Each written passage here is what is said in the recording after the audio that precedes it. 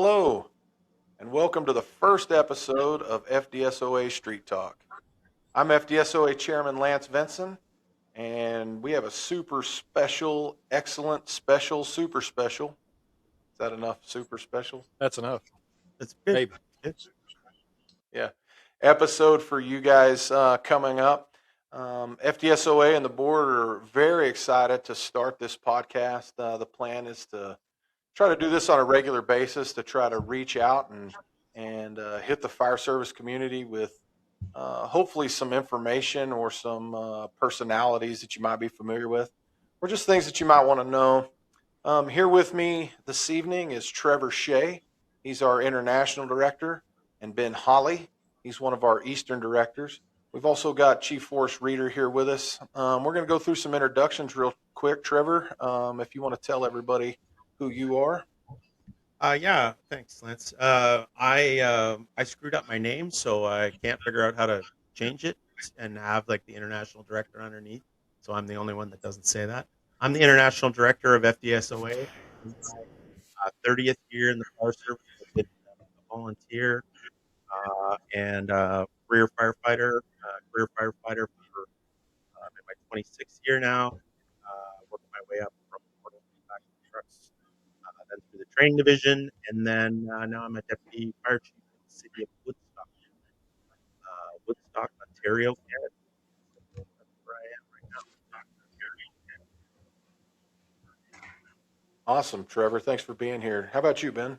Yeah, so my name is Ben Holly. I am 20, actually, what's today? Today's the 5th. In 3 days, it will officially be 25 years for me in the fire service. January the 8th is my anniversary date. Total career, I guess that's what you would put that. I've been a career firefighter my entire career. Rose up through the ranks, been involved with the FDSOA since about 2016. Was named as an Eastern Director about a year and a half, almost 2 years ago now. And I am the Battalion Chief over Health and Safety for Cobb County Fire and Emergency Services, which is a large metro county department just outside of the city of Atlanta. And just excited to have Forrest here and getting an opportunity to pick his brain a little bit and learn from a legend. Awesome. Well, I am, once again, my name's Lance Vinson. I am the newly appointed chairman of the FDSOA. Thankful for my experience with the FDSOA. Thank you. Served as a Western director for the entirety of my FDSOA career. Professionally, I started my career in 2001 in the volunteer ranks. Then I moved on to actually the private fire service at a nuclear weapons assembly facility right outside of the town where I live. And currently, for the last over 20 years, I'm been with the Amarillo Fire Department, where I'm currently the battalion chief of training for that city. If anybody wonders where Amarillo is, and when you look at Texas, it's the rectangle part, and it's right in the center of the rectangle part of Texas. Around 250,000 people in Amarillo, 14 fire stations, 310 personnel, something like that. So moving on to the important people on this podcast. Forrest, the listeners don't maybe know who you are yet. So why don't you give us a 2-minute version of who you are and where you came from in the fire service, where you live the most, and then we'll follow up from there. All right. Well, thanks, everybody. Appreciate you guys giving me the opportunity to come and spend a little bit of time talking. One of the many things I'm passionate about, obviously, incident safety and the role of the ISO, and the whole picture of firefighter safety and survival. Great opportunity here to talk again with some great peers here and guys that I respect a lot to kind of share that message here a little bit. 47 years, believe it or not. Started in high school way back a long time ago. Of that, 39 years were career in 4 different fire departments in suburban Chicago and the Illinois area. So forgive me right away. That's how I talk funny, right away with my Illinois speaks and stuff like that, with the the hard R's and all that other good stuff going through there. Retired in 2021 as the fire chief in Tinley Park, Illinois. Found out real quickly that I sucked at retirement, and since then I've been the interim fire chief and a couple of other departments in Iowa and Illinois, and through all that, been terribly busy on the retirement side. Working in the training environment, working in the incident safety side of things, just doing some consulting and trying to do my best to try to make the fire service better and safer. I kind of live by the better, faster, safer, smarter. That's always been my calling card, always my cue. And that any training I put together, any policy I pushed off my desk, anything that I did to try to work in small groups and large auditoriums, and that is to try to help make people a little bit better, faster, safer, and smarter. And through the FDSOA, we've got a great opportunity to do that with some of the new missions and the opportunities that lay in front of us through the association here. So. Again, Lance, thank you very much for the opportunity to come and spend some time. Man, time with I'm you super guys here. excited to have you here, Chief, and I am more excited. Like at the conference coming up, you and I are going to teach an ISO class together. I am honored to be able to share a stage with you. Honestly, like I'm super excited about that. Thank you. That's just a really cool thing. Something you didn't mention though, you are the author of the latest incident safety officer book by Jones and Bartlett. Shameless plug right there. Fourth edition, and Absolutely. we are moving quickly into developing the curriculum around that particular text, following NFPA 1550. So certainly, thanks for your effort on that book, and we're excited to start moving forward inside that curriculum. So thanks for being here, Chief. Oh, absolutely. I kind of figured at some point we'd be able to kind of drop that in there and talk about the book and the new curriculum. Might as well and go early. all Yeah, that good stuff right. there. So. And Chief, as far as accents go, in case you didn't notice, we all have one. So it's we got some strong accents in the room here. So There, yeah. Yeah, there you go. Well, Yeah, Trevor, you and I are exactly. going to arm wrestle for that a little bit, and you're going to figure out who. Yeah. Okay, excellent. So, Chief, All right. I got to ask you a question. So I'll start it going. What fire service problem do you think we talk about the most, but we understand the least? Oh boy, what a great lead off there, Trevor. Thanks for that. Know, I would say probably, and it's reflected in the standards and the curriculums out there right now. I think it's really just the fire dynamics piece coupled with building construction and understanding those things, and just making that the core of 99% of our fireground decisions really revolve around understanding fire dynamics and what the fire is doing, and what the smoke is telling us, what the building construction influences and pieces are, and if not to beat up our friends at NFPA and things like that, but at the firefighter 1 and 2 level, there's not even a JPR that addresses that. Neither of those topics are covered directly by a JPR. There's some requisite knowledge and requisite skills that relate to that, but to have that not be a performance, to understand and be able to read and determine what some of those things are going on, I think that's kind of a big misstep. And we talk a lot about really good fundamentals and being highly competent in a lot of some of the other skills, but if we really can't get beyond, well, the fire's there because I can see where the orange and the red is, but there's a lot of other things that we're really not seeing when it comes to what the smoke and what the building characteristics and features and stuff like that to help us make our fire decisions are going to be there. Was doing some. I just taught a ISO course, and it's some very experienced people were saying when they went through the fire dynamics for the first time, and the reading smoke, all those modules, they're like, oh, I knew what it was showing me, but it had never been formalized to them. And like you said, that 1001, it just doesn't even talk about it, right? So that's a really good point. Yeah, no, and it's the why. The why piece is especially the connection between safety officers and the fireground operations. There is we're the folks that by our education, by our experience, and by our position on the fireground, we have to be the people who know the why. that if this is happening, this is why it's happening, and this is what is going to be the next series of things that are going to start to happen. And our job is to take the culmination of not everything fire dynamic and building construction based solely, but all of the operational influences. What's been done, what hasn't been assigned, what resources do we have available to do those things, and really, one of the influences that is kind of drawn me to this research and the studies, and kind of the better day for officers today based on some of the information within 1550, within 1700, 1710, 20, and many other standards there is the timing piece. And that so much of what we do is based on really, really small increments of time. And obviously, for rescues and for all the other stuff that we have to put first and foremost in our business, we also have to understand, how long it takes to get a line into place, how long it takes to get into a vent enter search, and, the influence of everything that we do. And, a lot of the classes that I teach and get around in here, guys, I, really kind of focus on, water good, air bad, and it really kind of has to be that axiom.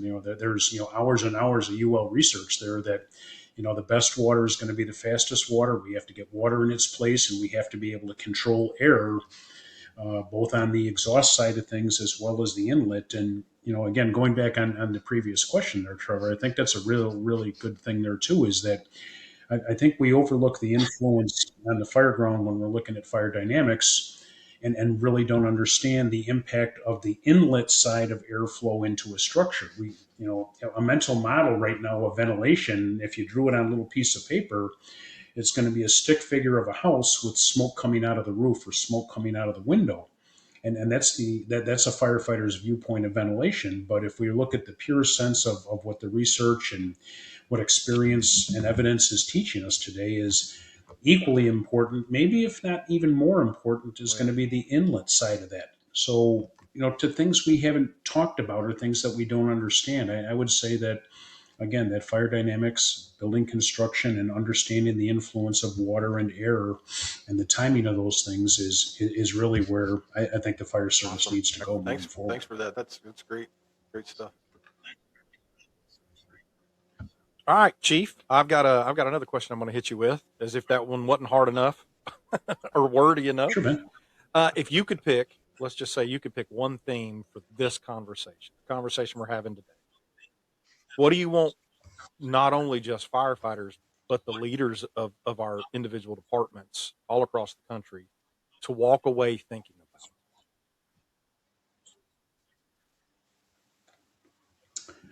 All right. Well, in relation to the role of the safety officer, we want to kind of dial that in on, Ben, or kind of stay in that area. I would say they're, great. Almost a beer and bourbon 30 kind of a question there. Round table that one up for a long time, kind of going through there. But yeah, there you go. Okay, game on.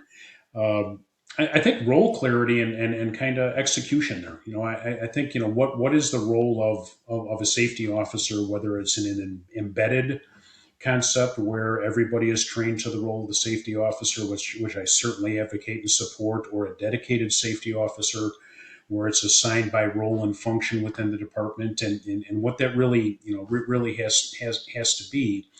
And then tie into that, I've been kind of experimenting and actually lanced some stuff that I kind of want to sprinkle in a little bit in our time together next week at conference in the academy, is the present but not influencing type of thing. That we assign people the role of being a safety officer, we assign people the role of being a company officer, and basically it's kind of like government. They vote present, which correct. That's neither a yes or a no. And being present is not right when we're advocating how often do you for see better this? safety operations. And that leads into this, is that you have somebody assigned, say, as a safety officer, and they end up being either a command aide, or they end up running an operations section that they don't even realize they're running, kind of a forward operations section for the incident commander, rather than staying in that incident safety officer role.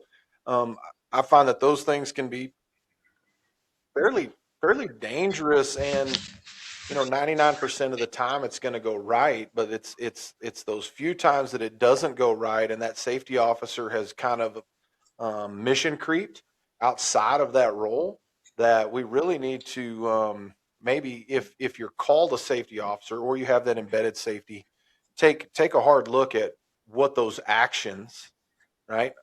The role is defined by its actions, what those actions actually look like, and make sure that we play inside the boundaries of those actions.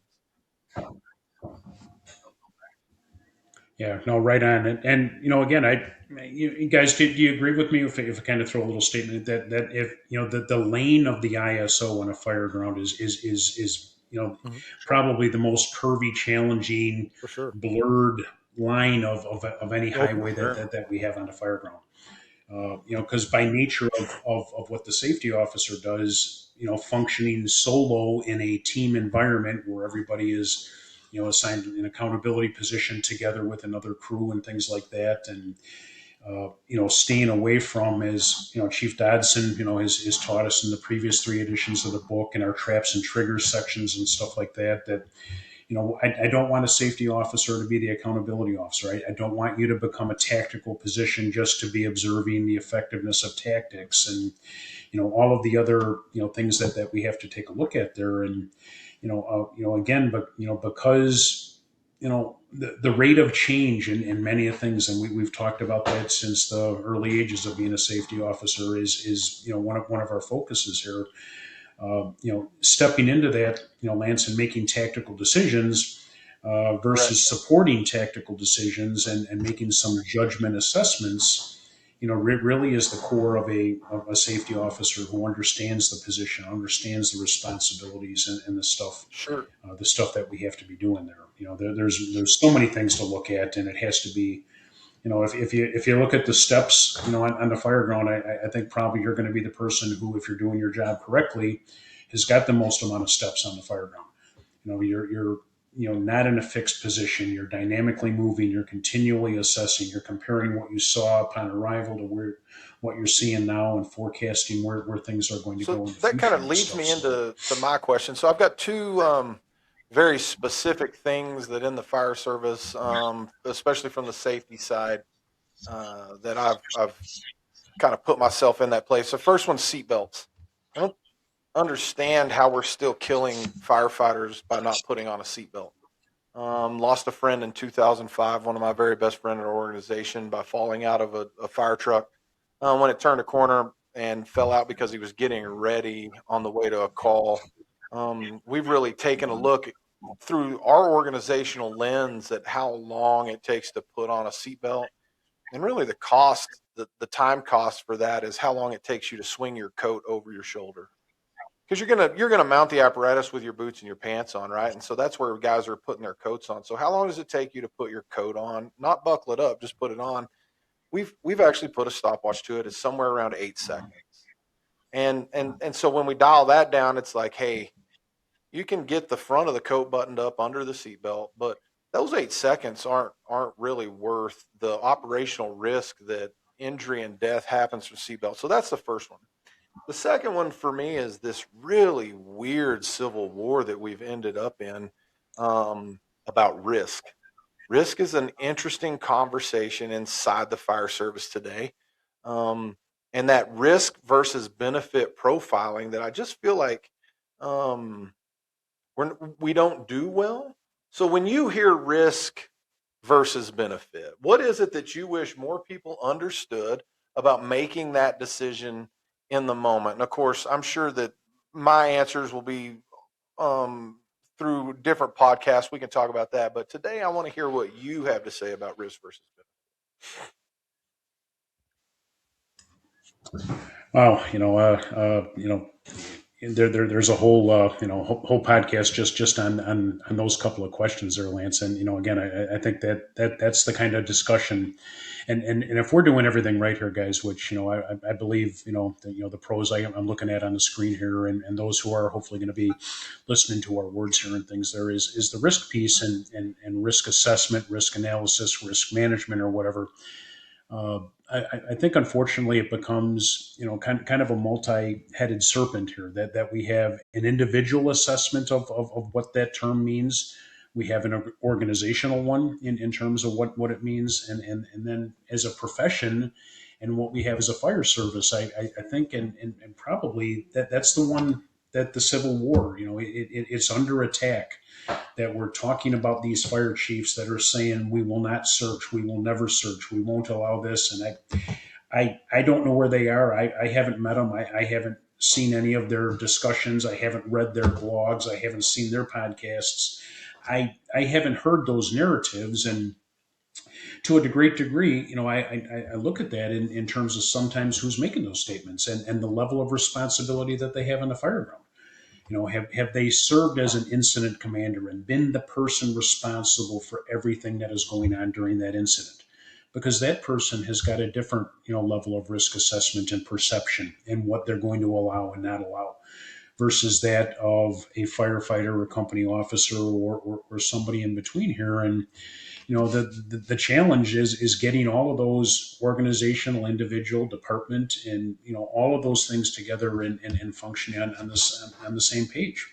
The risk is worth it. When it works out right, we make the rescues, we do this stuff, we make a great stop, we do those types of things. But when we're making conscious decisions to not do the things that we know that we need to do, the NIOSH 5 or whatever, and even the emerging ones that we're looking at, and kind of the future of that, almost every line of duty death investigation or significant incident, you're going to find an individual has made a individual decision not to do what a policy said or not to do what an industry best practice has said. We're here celebrating Firefighter Cancer Awareness Month here in January, a topic very, very near and dear to all safety officers, and I believe every person in the fire service. But if you're to open up any form of social media today, and again, big city, small valley, and anything in between here, we're going to see conscious decisions being made not to wear what we know we should be wearing, or not to stand next to, underneath, or in a position where we shouldn't be, and things like that. So, the risk management and the stereotypes that go along with that the safety officer is a risk manager, and all that other stuff. I know the standards say that, but in the common sense. But I want to be the advocate. I want to be the advocate for the firefighters' family. The firefighters' families are looking for us as safety officers and the pros that we believe we are to be making sure that their family members are making good decisions, so they're not one breath and they changes the course of their life. Standing in a position or making entry into a building that is showing other things, not positioning correctly on the roadway by allowing a driver of an apparatus to exceed the speed and blow stop signs, to, as you said, Lance, to not make sure everybody's buckled up before they, push the yellow knob in and let's go, and so on and so on. So I, get a little wound up, about that as I know all you guys do, but because, without a passion for trying to make it right and to make us better every day, it's about being better every day. We're never going to, hit those other areas that often get ignored by organizations. And We're a individuals safety to make officer it safe. organization, and these guys can attest to that as well. But we aren't a risk adverse organization at all. No. What we say is that we will risk our lives, but we put an educated and calculated manner to save savable lives. And for me, as long as I've been in the fire service, like I believe in that. I believe that when we show up, the civilian is first. But I think that if we're going to be educated and calculated, we have to practice that. We can't expect to be educated and calculated when we show up if we haven't practiced beforehand Oh, agreed. and actually taken a look at what some of those risks are. You guys feel the same way? For sure, I do. And it's all about, as y'all were talking about earlier when Trevor asked his question, talking about, delivering an ISO academy and talking about building construction, right, Chief? And talking about reading smoke and understanding flow path. And all of those things are the things that set us up for success the moment the tones drop, even before the tones drop, right? You have to understand that at your core upon arrival. And, you take all of us older generation people in the fire service, and it's incumbent upon us to make sure that we're delivering that message to our younger folks so that they can understand it as well. Because and not to hijack this here at all, but I think that a lot of times that's where we see the breakdown. And I'm not going to be the guy that goes, "Oh, this younger generation is terrible," because I don't believe that at all.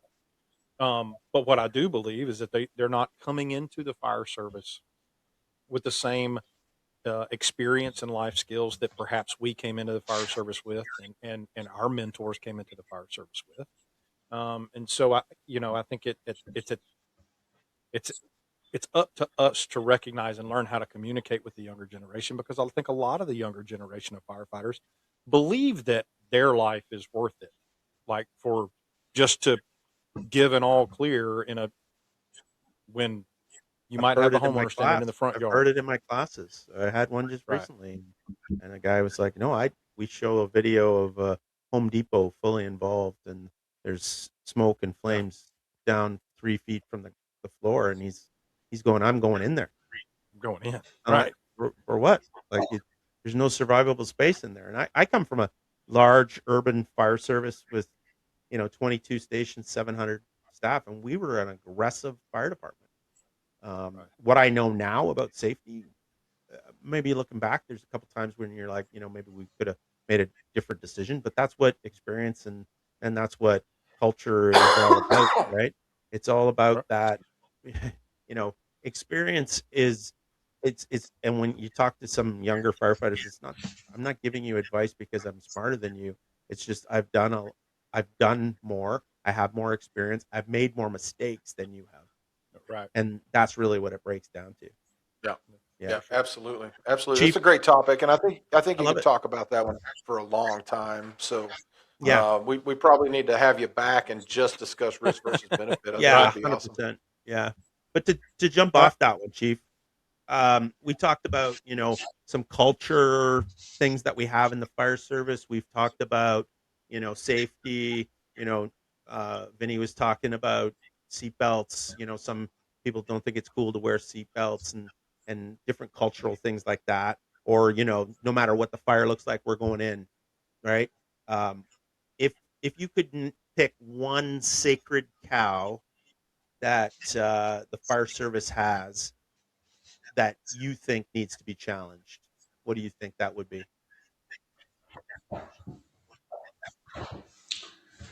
Boy, obviously there's a lot of data to support, a bunch of different answers there, but it's, fundamentally, I think if the tones drop in the stations you guys are sitting on right now, our default plan of action is an offensive operation as soon as we're leaving the station. And that's a good thing. That's the core of what we do. We're there to, to stop bad and, to make it better and things like that. So, to me, and again, coming from organizations that have lost firefighters very recently and going back, a couple of departments ago, from the lack of a 360. My sacred cow is the lack of the 360. Again, coming from the Midwest where we have a lot of basements, so I'm going to couple these things together. So it's going to be the lack of a 360 and gathering, that comparison all the way around the structure, and then the identification of a basement. Again, I know I'm speaking, in I'm right now I'm in Arizona, so we don't have basements here. Lance, you're probably limited at so it is a regional type of a thing, but the core is still the 360. So yes, I want to talk about SCBA and PPE use. Yes, I want to talk about excessive speed and not stopping at intersections. Yes, I want to talk about the incident command structures and accountability and things like that, of course. But to me, the answer and what makes everyone go home and the challenge that we have is not just the act of doing a 360, but knowing what to look for when we're doing the 360. The new 1550, 1700, 1700 specifically, brand new 2026 edition out right now, as well as a lot of other supporting information there. Now we have specific objectives and things that we have to identify in that 360 that goes back to helping us making better decisions on the fire ground. And I can picture faces, and I can give you names of guys that I wish were here having this conversation today that they either didn't do a 360 or someone didn't do the 360 to identify, certain characteristics or certain hazards that might have been present. And unfortunately, It we had should to be put on the should be a Class A, non-negotiable. A as a 360 result needs of to it. become a non-negotiable. I certainly like that answer. That's a good answer. Yeah, and by the way, up here in Canada, if it doesn't have a basement, it's weird. So that's it's an odd one. Yeah. Okay, good. It's covered in snow either way, so it doesn't really matter. Oh, this is it. And even in Always. July, Always. it's covered in snow. Canada's always got snow. Always. 4 Yeah. seasons of snow. Weather's there. That's right. Not So- really. If you're in Canada and you're watching this, I don't really believe that. That was a joke. It was a joke.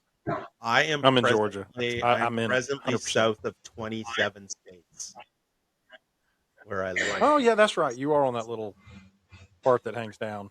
Yeah, The hanging part down. that hangs down. Yes. Yeah, it's the part that hangs part down. That's what we call it. Yeah. It's the actual technical term. Yeah. We're gonna get Oh, canceled. my on God. that Or episode. Southern Ontario, whichever one, whatever you Yeah. want to call it. PG Yeah, we're gonna 13. get canceled. Thanks, Ben. PG. Y'all the ones that turned it dirty. Yeah, Yes, no, I love it. I love it. Trevor. I'm gonna Yeah. actually, I'm gonna like maybe We'll get that on a lobby t-shirt. that's what we change it to. I'm from the part that hangs down. hangs down. That's awesome. So I got a question. We'll just kind of, this may be backtracking a little bit, but like, Chief, what do you think the most common way that our fireground like risk decisions get distorted?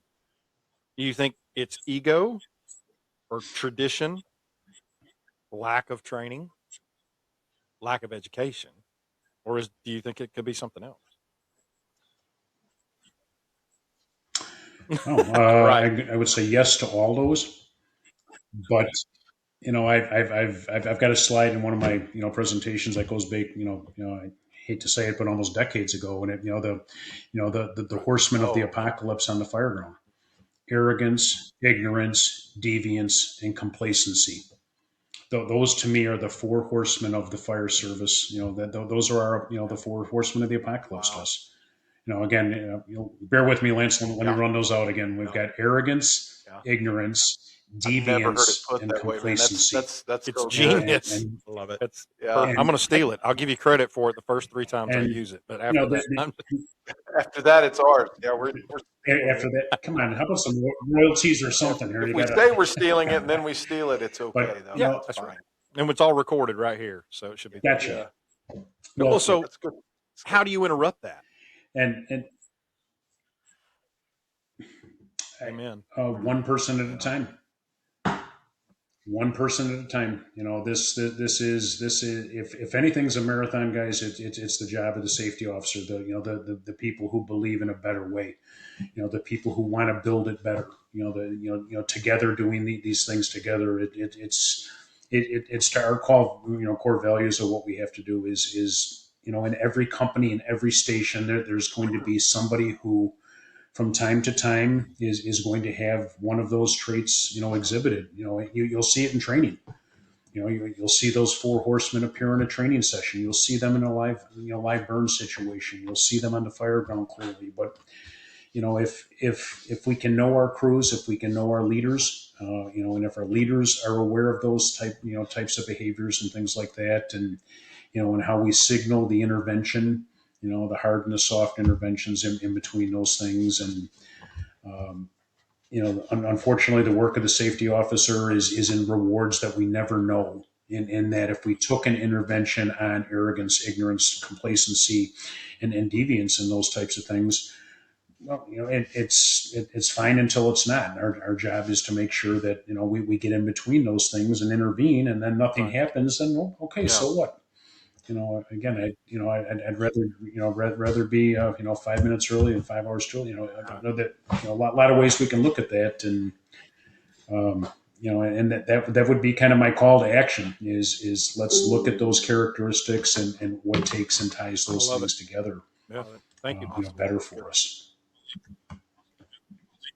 So, Chief, if you could list maybe 2-3 items that a safety officer that would make them better today. I know it's a deep kind of subject, but if you could pick 2 or 3 items that would make everyone a better safety officer if they started doing these things today at their next fire, what would those things be?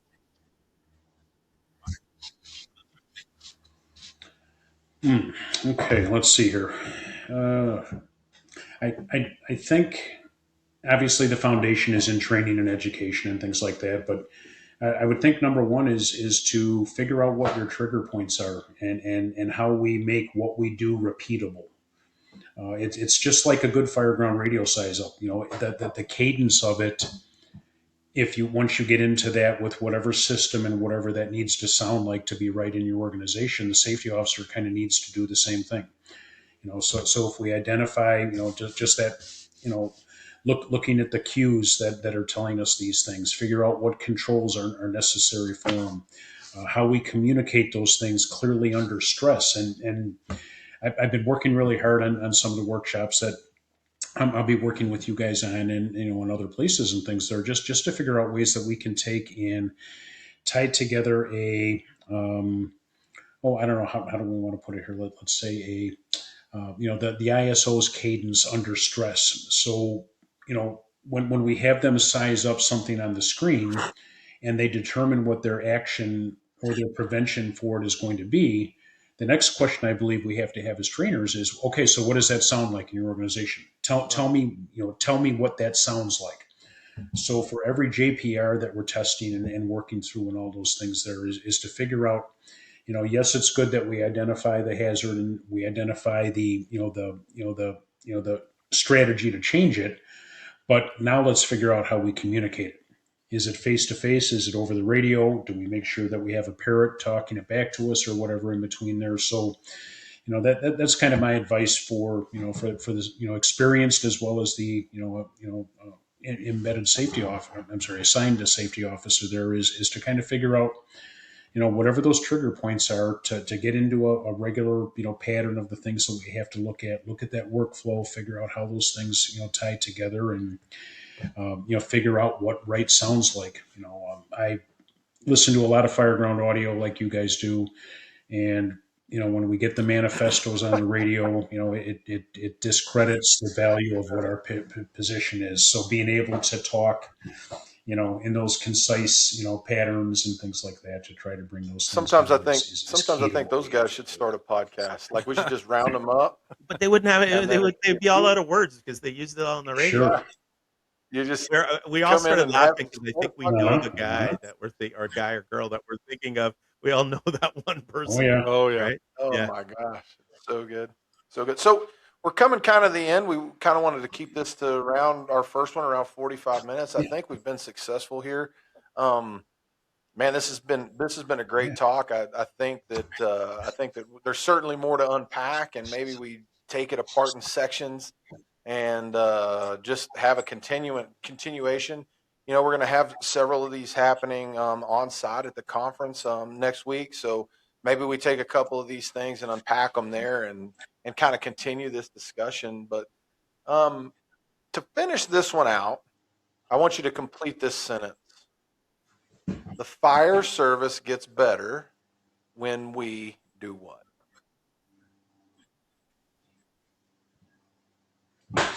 Okay. Trevor Oh, wants to go first on that. we're going around table. Yeah, Okay, yeah. Everybody gets to answer this one. The okay. fire Everybody, service gets better when we. the fire service gets better when we can be aggressive and safe at the same time. That's what I Okay, would say. I think okay. we I need like to that. train the way that we play and go out the door, like the chief said, with the intention of being a offensive fire service. Analyze the situation, look at the risks, and be aggressive, but be safe at the same time. I like that. What do you got, Ben? What do you got? I'm going to say the fire service gets better when we can hold people accountable without getting butt hurt Oh, over it. Ooh, Ooh, that's a good one. sorry. oh. Wow. But Hold people accountable. Well, that's I one of don't those know. sacred cows, man. We all come from professional organizations, and it doesn't matter if you're a volunteer, it doesn't matter if you're a career, doesn't matter if you're paid on call, you've been there 2 years or 47 years, right? Everyone needs an accountability partner to tell them when they're screwing up, hold hold their feet to the fire, so to speak, right? Probably not the right term to use here, but I mean, everybody needs that, and I think so often because of the family oriented style career that we have all chosen, it's very difficult to hold your buddy accountable without That's hurting tough. feelings, Sure. right? So it's the responsibility of me to not get my feelings hurt if somebody's holding me accountable to something that I screwed up in, but I need that in return. That's my Yeah. thoughts. Good stuff. That's a good one. Good stuff. Chief, you want me to go first, or you want to end it? How do you want to do it?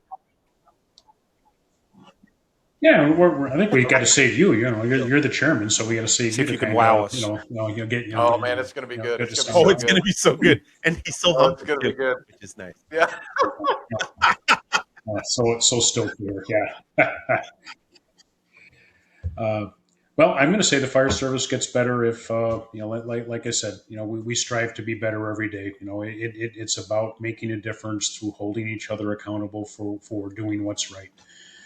We said it a long time ago, the courage to be safe, say something, see something, say something. And, Trevor and Ben both hit it very well for us there that, again, it's not okay to watch somebody take that breath of something they shouldn't breathe. You shouldn't be breathing air you can see. All that other stuff that that we've learned over the years. And if we work every day and we show up with an on-duty attitude, not just working, we're not showing up to work, we're showing up to be on duty.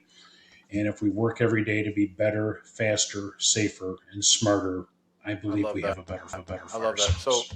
So mine is right along those lines, and mine is the fire service gets better when we love the job and do the work. Like it's pretty simple, right? I'm a less is more kind of guy sometimes, and and I think that the gap is smaller to teaching a guy what a savable life looks like, or what educated and predictable, or educated and calculated looks like, if they're into the job, right? Yeah. If they're into the job and willing to do the work, you can take that guy that's wearing the "it's worth the risk" and go, hey, what's it and what is worth and what's risk? Like, get him to define those. If he loves the fire service and he's willing to put in the work, or she, more than you can somebody that just shows up to grab a paycheck. And those are the folks that can be very hard to, or the people who are burnt out and it's not been addressed. That's a whole mental health talk. That's a whole nother thing, and aren't willing to do the work. So love the job, do the work. That's it. That's what makes us better. Yeah, That's man. a good one. That's a good one. Well done, And they sir. said So everything was bigger in Texas except that. And it's everything. okay to Guy love Except for that. Yeah, is a that's less is easy. more kind of guy. Yeah. So sometimes, guys, this has been a great talk. I'm so happy that everybody was able to get together. We should have this out right about conference time or just before. So be looking for it. We're gonna blast it on every media page we know to blast it on, and then I look forward to seeing each and every one of you in just a few days in sunny Heck yeah. Scottsdale, Arizona. Woohoo. All right. Thanks, Stay guys. safe, guys. Thank y'all.